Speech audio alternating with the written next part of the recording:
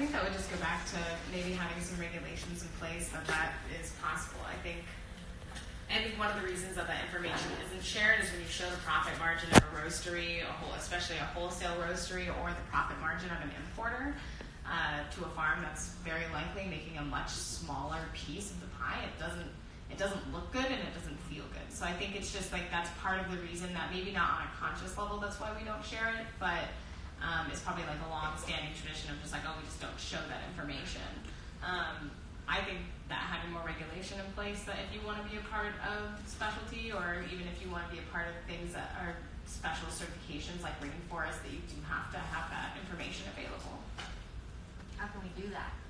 You just do it. Just That's the thing. One of the things with every purchase that I make, I request of the importer to provide me a full price breakdown of exactly what their margin is, what they're taking, and all of the costs associated with that lot. So their costs, the exportation costs, milling costs, everything. And you can get that information, and you should ask for that information as a buyer. That's something that you have every right to know, and a good importer should give you, essentially. And if they don't, something's wrong. Yeah, something's up. And that's one of the things that I do in my visits with producers is share that information and help to educate and make people understand, okay, these are our costs as a roaster, these are our cost of production, these are our overhead costs, this is the margin that we offer to our stores and to our customers. So I think you just have to set the standard and be completely transparent when you're having those conversations with people.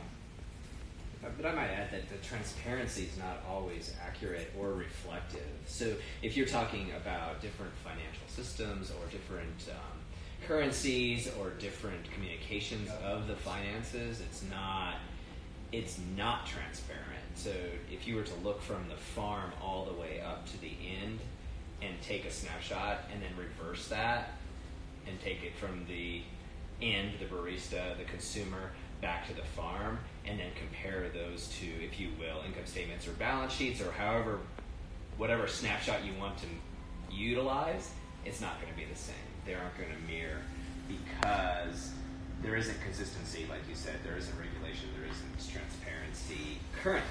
So it takes a lot of work to go both directions. It's not easy, but Yeah. it really starts at people are demanding. Yeah, and it starts at every part. I agree with you. It starts at every point in the chain that we have right here. Just for instance, of the five representatives, if you will. So if one person asks one direction or the other, that's a great start. Yeah. And there's cool things happening. That's the thing. There's a lot changing with blockchain technology. Oh, yeah. And, there's a lot happening that we can dig deeper into those costs. But, and the farmers are becoming more educated. Yeah. In reporting. Yeah. It's awesome. it's still difficult. It's very difficult. I have a question. Maybe this is, I don't know, a little bit personal, but kind of in terms of producers being more educated, more connected, and in terms of, like Sloane touched on, our consumers are asking more information now than it seems that they have in the past. Are you hopeful for the coffee industry? And be totally real, please. Yes, I have high expectations about the new generation. That generation who's thirsty for knowledge and who's the people behind, behind the cup of coffee they're drinking. And I think this new generation is more sensitive about the things happening in their communities, and if they buy a cup of coffee that comes from Honduras, if they're helping a community or a educational program, I think they're more sensitive. So I have high hopes in the new generation, and I think yes, it's gonna take a little bit, but I think we're on the way. I agree. but I think that's the whole reason I stick around. Because even though it's this huge, wide, big system, I think there are little cracks that we can be the leaders for. It's not going to happen because everyone in the industry is going to adopt some amazing. Everything's not going to change. So it has to happen one relationship at a time, one person at a time, one consumer at a time. I used to drink frappuccinos from Starbucks, y'all. And now I'm so obsessed with everything from origin all the way to the coffee. And I had no idea. And if someone didn't present me with information, like coffee can taste like other things. Coffee can taste like things. And to apply that complexity, I think we are, at least in this American generation, we have the opportunity to use our consumerism for good, maybe. And I think that's just another part of it. Importers, green buyers, roasters, baristas, we are all getting to know our producers. And now we're pushing that even harder for the consumers to know the producers. And I don't think that can change until the consumers start demanding these things. They want these special coffees. They want to make sure they're sourced correctly. They want, X, Y, and Z because they want it to be traceable and they want it to be non-GMO and whatever those applications are. So with that, because we are a curious generation and we are seeking out that knowledge, I believe we can change, but just a person at a time.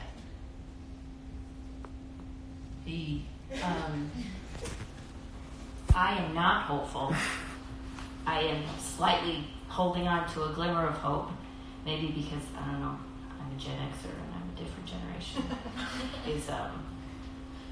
I see a real problem with the supply chain right now, and I think the problem is the vast majority of coffee that is produced is not the quality level that probably anybody in this room would buy, right? So when we talk about specialty coffee, it always makes me cringe a little bit when I hear people talk about specialty coffee because they use the term in conjunction with high quality special lots of coffee. Specialty coffee is a range, and it's a vast range of qualities. And the problem is yes, we're willing to pay better prices for those high quality coffees, but we want that quality in return, right, for that price that we pay. That's our end of the deal. The problem is what happens to those producers that, they're going to cap out at that 82 quality. Their markets are much more limited. The price that they can achieve for those coffees is much, much more limited. That's where the vast coffee in the world lives. So if we don't start to see value in those coffees that we inherently think are less valuable, then nothing is really ever going to change.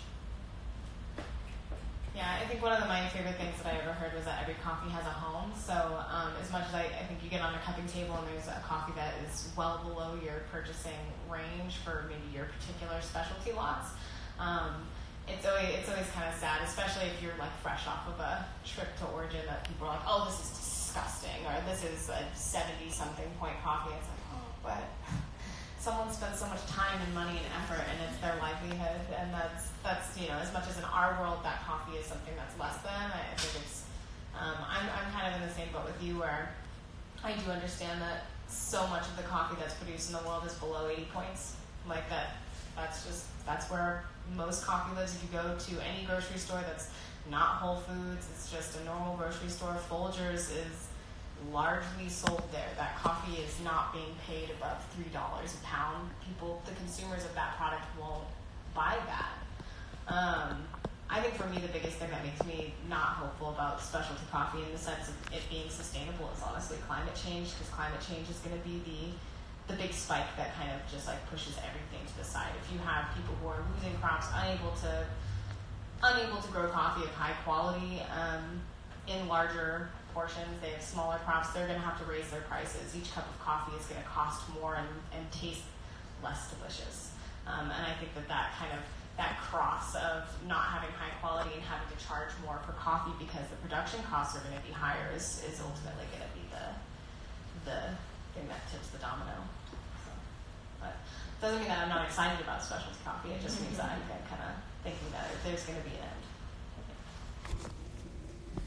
Yeah, I would agree on that end for sure, but my hope definitely lies within like being on the customer facing end for so long, going from customers like, well, I want a caramel macchiato to, oh, I really care about like where this coffee's coming from. So seeing that like really stark change just in consumers in general gives me a lot of hope because they are asking these questions. So the more they ask these questions, the more we're going to keep asking and we're going to keep pushing and just keep pushing. So that's kind of where my hope lies, but I definitely agree with you two a lot, and I won't elaborate too much because they said everything so well. But yeah, I do have that kind of glimmer of hope that I'm holding on to, just like with the consumers, and kind of relying on that, hoping that, you know, there's enough demand from them that things will actually change at some point, because we can only do so much. I think we're such a small minority, so once we get like a large group of people, like customer base on board, then I think that's where all the change is going to happen. Absolutely. Neat. Do we have any like final questions in the? Can I ask a question? Yeah. To the four of you ladies, because I know that you visit and so you produce it, but do you guys think, let me just start by saying that years ago a chocolate company in Boulder started their own brand. They brought ingredients from Philippines, cacao from South America, came up with a brand that they call local chocolate. I agree with that 100% with that. On the other hand, if I put a warehouse of pineapples in Southeast Aurora where I live, I can never call those local. Although because the zip code of my business card, my address is not local. Do you guys think that coffee should be called local? The reason why I ask that is because the majority of the coffee companies, they call it local. And it's a single ingredient that should never be called local. That's a good question. A lot of the time, like for me, I think putting locally roasted is fine. Like that's something it's kind of like that. Like we roasted it here, but I do agree with you. I think that's wrong to kind of put, oh, this is our coffee. We branded it. There's no origin. There's no producer. There's no information on here. And I mean, I think that's again just on the coffee company's agenda to try to promote that more, to show this is where this coffee is from. And I mean, you know, especially being in the specialty game, most roasters that I know highlight where they buy their coffee from, highlight the farm, highlight the producer.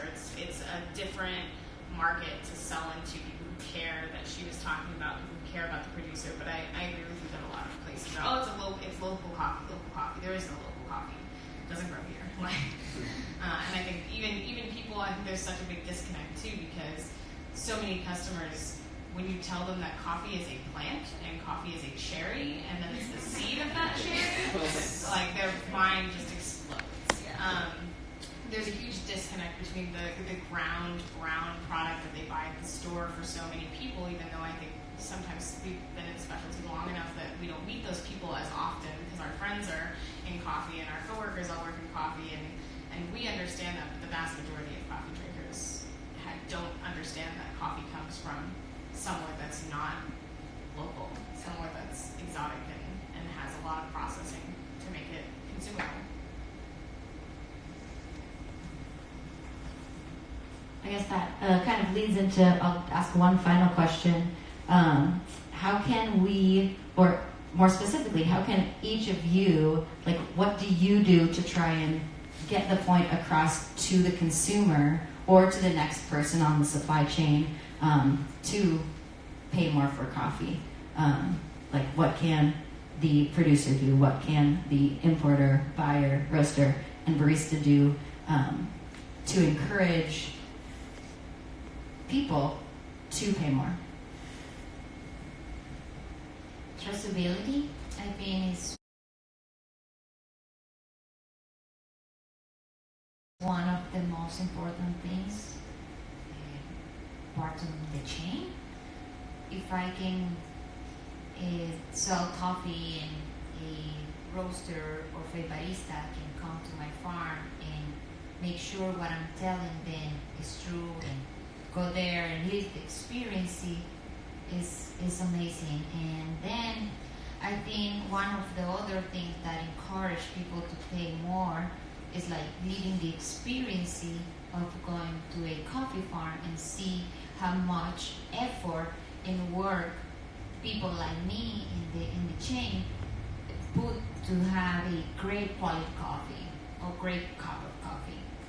So I think now is really important to live that experience and to transmit to the people who's buying the cup of coffee, saying, oh, I visit Honduras and I visit Katia Farms and I see all the work and effort that she's putting to have this great cup of coffee, and now we're featuring her coffee, so enjoy. And I think you're giving that experience to your final customer. That transitions perfectly. I think so. I completely agree with you. As far as, what was the question? What I can do to convince the end consumer to pay more for their coffee. Gotcha, okay. So absolutely traceability, but how you tell that traceability story, I believe, is where importers, anyone at a sourcing level working directly with coffee producers, has the advantage. It's something, I came from a different industry. I came from the retail industry and outdoor and surf. In that industry, they made up seasons, 4 of them, to buy clothes. And that's a standard that was made up and that retail buyers abide by. That has nothing to do with anything other than whatever we made up. So now we have actual harvests, and that's part of getting people to origin, not only teaching them that coffee is agriculture, that it's a plant, that everything all the way down to the seed, but seeing all the work that goes into it, because there's no video that I can take, there isn't a photo I can take or a story I can write to give you that visceral experience of being on the farm, of talking to coffee producers, of seeing their families, sharing meals with them. Nothing gives you that experience. One thing that I didn't mention in a lot of what we're talking about is fair prices and how we can support the producer. Every project that Roam Bravely is doing is in true partnership with our producers. What I mean by that is they have a profit share dividend with all our internal margins, depending on each project. So obviously with green importing, there's only so much margin there, which is why it's really difficult to pay more money on any level, which again is why I want to facilitate different sales channels so we can start giving back in other ways. There's only certain margins you can make on roasted coffee, but your consumers might want to take advantage of an origin trip, and the margin on that for the roaster that they can share with the producer is going to be a lot different. So that's what I'm doing. Nice.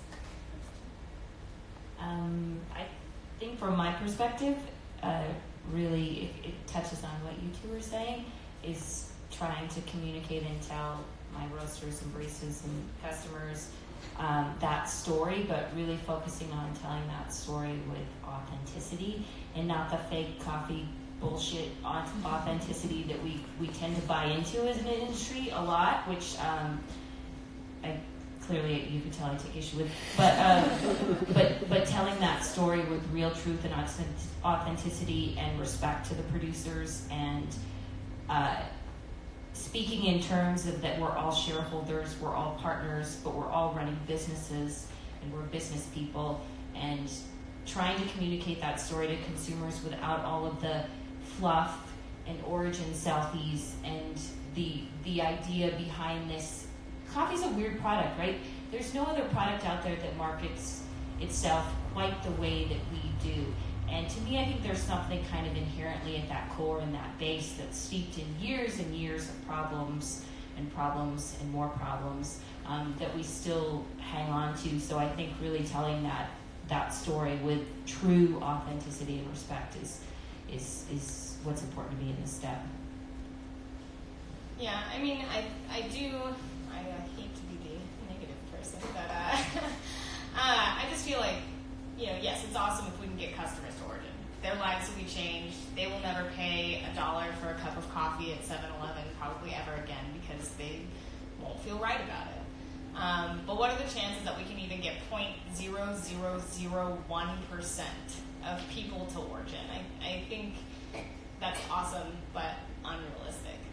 I think that I agree that the communication is the biggest part, and to not have it be something that's fake, something that you've said 1,000 times, something that sounds like an oration that you've given to every single customer that's walked in that door. I think that having traceability and having people fully understand what it is to buy coffee at $5 a pound roasted at a store means. When I was working for an organic roastery in Boulder, I did a lot of demos at Whole Foods, which I hated. It was awful. It's awful. And I had two types of consumers. I have the ones that told me, why should I pay $18 for a 12-ounce bag for your cup of coffee when I could pay $6 for either whether it was bulk, whether it was another roastery that was there for a pound bag.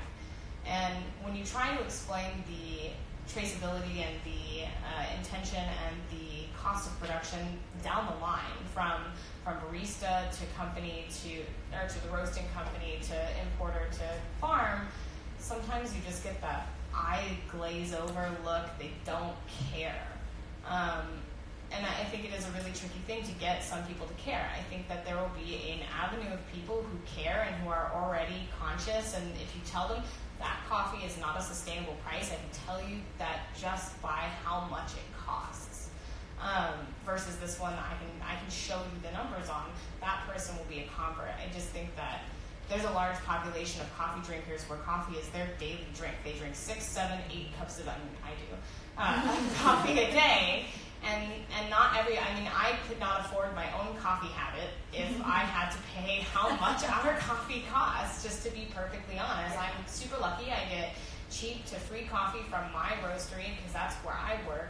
But if I drank as much coffee as I do not working in this industry, it would cost me hundreds of dollars a month. And so it's a hard gap to bridge. How do you get people to come into a coffee shop and pay $5 for a black cup of coffee when they're so used to paying $1.50, $2, $2.50? It's a really complex issue, and I think that the visibility of origin is really important to show that there are real people behind this product who are not, the people behind the counter who have made the most beautiful latte art that you've ever seen, to show that that's the last leg. And I feel like I'm kind of walking in a circle here, and I think it's just because it's a very complex issue that really doesn't have much of an answer. Beyond that, I think you can loop in the consumers who are already in that avenue to wanting to be sustainable. The same people who, buy organic, not that I think that's necessarily important, and especially, I think that's actually pretty bad for coffee sometimes, but that's a different conversation. Just people who are already conscious about that, already wanting to make sure that their producers are being taken care of, and they're honestly just people who don't give a shit. Mm-hmm. And that's the world that we live in.